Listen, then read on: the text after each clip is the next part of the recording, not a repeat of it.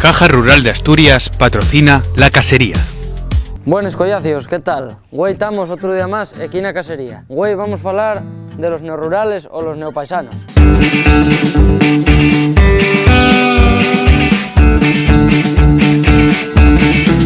Non sei se alguna vez escucharíais falar de los neorurales o los neopaisanos. Son xente de las ciudades que vienen a facer vida aquí en pueblo. A mí esto, bueno, pareceme bien, porque yo creo que todo lo que sea dar vida al pueblo y trabajar aquí y todo eso viene y bien a los pueblos. Hay gente de la que viene que, oye, pues empieza a aprender de la gente que está aquí, empieza a llevarse bien, después también ayuden al pueblo. Bueno, también sé de neopaisanos estos que vienen y piensen que esto es como estar en Madrid, y vienen también a ponernos normas y cómo tienen que ser las cosas y después, claro, no se adapten a esto y tienen que volver a marchar, pero bueno, pues eso puede pasar siempre. Si quieres venir a un pueblo a vivir, lo primero que tienes que hacer es adaptarte a la vida en los pueblos. La fala, los costumes, sobre todo, que es lo más importante, no venir imponiendo nada. Por lo demás, todo el mundo va a ser bien recibido siempre que venga con respeto y todo. Así que bueno, nada,